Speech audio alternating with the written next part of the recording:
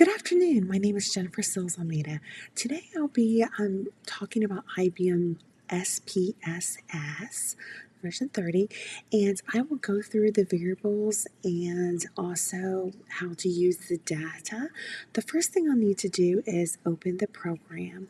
So I will be going to IBM SPSS. I would open that up. I am going to go to File, New, and then Data.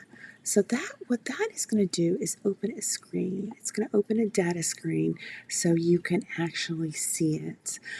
Over here, what I'm going to do is show you that there are two views. A variable view would be the variables that you're putting in, and then after you have those variables like student ID and teacher ID and all of that, you can put all that data in, and that is where the data is going to be. But right now, what we're going to do is we are going to start with the variables. As you can see, it has name type with decimals, label values, missing columns, a line. I will go ahead and show you how that is going to work as we go across.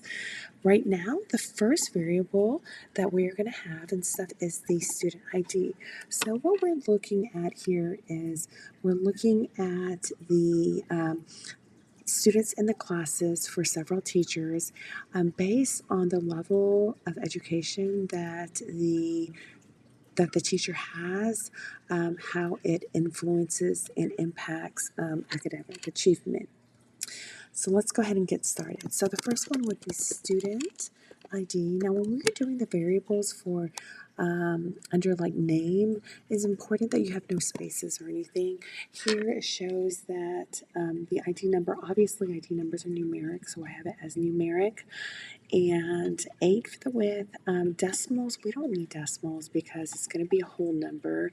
So label describes what it is. So here we would put student ID number. So that gives you an idea of what it would be. The student ID number would be the calling field of what that label is. Variables would be set at none, missing none, 8 for the columns. And let's go ahead and center align it. That would be best. And since this is a numeric value, we are going to put it as scale. And for the roll input, it's going to be fine for that. The next thing and stuff that we're going to have would be for, and we're just going to delete this. Somehow it just got added. So to do this, I would like to show you this anyways. You would do clear over here, edit, clear, to get those variables out. The second one that we're going to look at is the teacher ID. So you go to teacher ID. Again, that's going to be numeric number. 8 would be the width. That means the ID would be 8 characters. Decimals would be 0. We don't need decimals since it is a whole number. And you would put teacher ID number. And for the values and stuff and missing, there's not going to be any missing numbers or values there. Columns will be 8. We're going to center align this. And again, it's going to be scale because of the fact that we're actually having numbers put in there. Ordinals ranking, and we won't be doing that yet. So that will come into place in a little bit. So the next one would be teacher last name. So we have teacher last name right here. And for this one, as you can tell, it's saying it has a local character because, I just wanted to show you why, because you have to put underscores. There can't be any spaces or special characters. So teacher last name. Okay, so again, this is going to be the variable it's going to be for this one and stuff. What we're going to have, since it does have characters and stuff, it's going to be a string and stuff. Since this is text, it'll be teachers' names. For this one, for the width, we can change it to 10 because some of the teachers' names might occupy more spaces. Decimals will be 0 because we're not using this.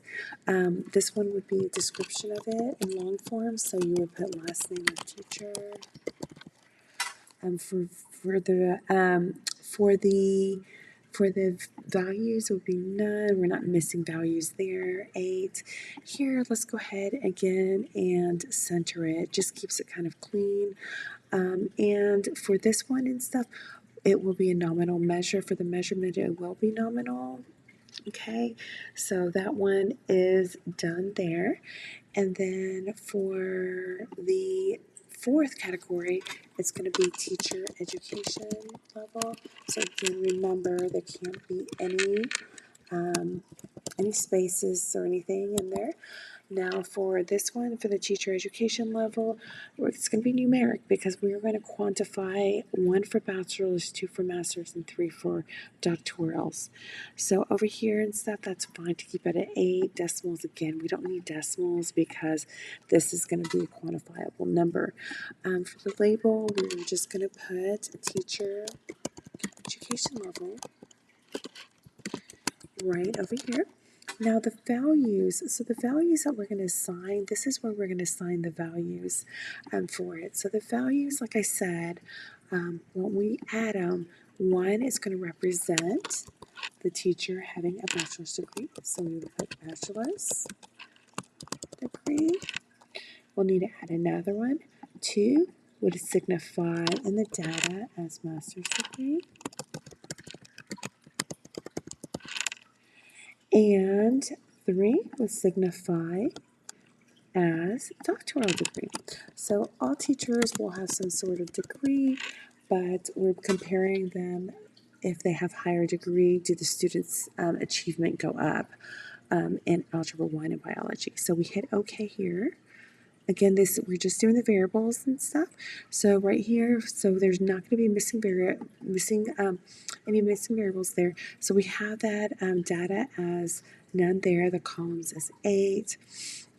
The alignment, right now, since we are working with numbers, we're going to right align that. Now for the measure and stuff, what we're going to do, since we are ranking it, like I said before, ranking is ordinal, so we'll put that in there. For the next one and stuff, after the teacher education level, now what we're going to do is we're going to have 2 more variables. They're going to be based on the Algebra 1 test scores and also biology. So I would put Algebra 1 and then underscore test score. And then this is obviously going to be numeric value. Width will be 8. Decimals, we do not need decimals. And because, obviously a test score is going to have a whole number, 96, 95. And then for the label, it's a description of what it's called. So we're going to just put student algebra 1 test score. Great. And then, so for the values and stuff, there's not a specific 1 or 2 because it's obviously going to be actually test grades. So missing and stuff, we're not going to have that. We're going to have none as missing values there. Columns 8. We are going to go ahead and have the student scores. Since we are having scores, I'd like to right align it. That means put it on the right side. Now for the measure and stuff, it will be a scale. It's a scale measurement because of the fact that it has a various number assigned to that, so which will be the grade the student had on their Algebra 1 test score.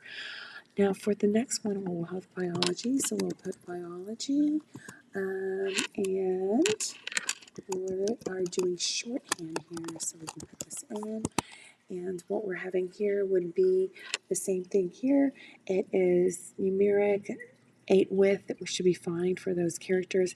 And then for the decimals, we don't need decimals because they are actually assigned whole numbers for the scores for the biology test.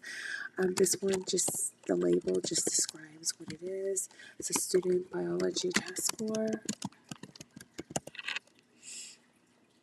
And over here, it's going to show none for the values. There's no missing values for the columns. We're going to right align it. Now, for the measurement, again, since it is going to be a grade, it's going to be a metric for a number for the test score. It will be scale. Okay, So now, as you can see, we have those variables. These are the variables that we'll be working with. And now we're going to go ahead and input the data. We have 10 students that we're going to put in there. We're going to have their teacher IDs. We're going to put the teacher's last name. We're going to put the teacher education level and see how the education level of the teachers impacts the test scores of the students. The first one and stuff will be student. Let's go back here to 1. So we'll go ahead and put that in the value. So what we're going to do is we're putting a numerical value in there. So it's going to be student ID 1001. The teacher ID is 101. The last name of the teacher is Alexander.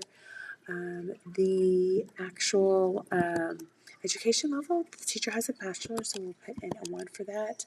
The algebra score is a 67, and the biology is a 72. What I would like to do here is to spread this out a little bit more so it is even in regards to where you can see everything here. We're just not cutting anything off. This is the teacher education level. This is going to be the test scores for each. And this is the biology score. Okay, so let's go to the next student. The next student's ID number is 1002, and the teacher is going to be a different teacher, and that teacher's name is Bill. They also have a bachelor's degree, so we put 1 to signify bachelor's degree as that value. And that test score for algebra was a 69 and was a 74 for the biology. The next one was 1003 for that student. The teacher and stuff will be a different teacher, and that teacher is going to be Compos. So we put Compos as their last name inside. They had a bachelor's degree, so we put 1 there. The algebra test score for that would be 73 for the student scored 73 for their test score in algebra, and then for biology it was a 76, so I'll put that in there. The next one would be student ID number 1004. The teacher ID and stuff for this one would be 103. The teacher name is Compos. It's the same teacher as the last student that we just inputted.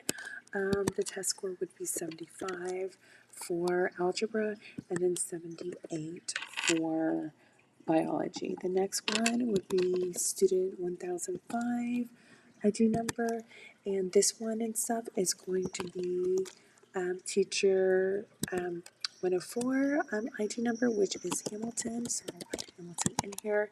So Hamilton actually has a master's degree, so we put 2 in for Hamilton. And then the test scores for Hamilton, it was 80 for that. And then for the algebra, then for the biology was an 83. So as you can see, as a teacher you have higher education, we're starting to see the scores increase. Let's go ahead and see where the rest of the data leads us. So the next one would be Johnson. It's 105. This teacher is Johnson. This teacher also has a master's degree, so we signify that as 2.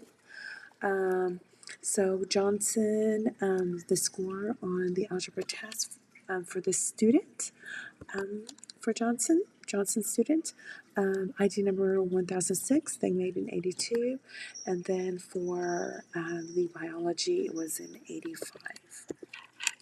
The next student would be student 1007.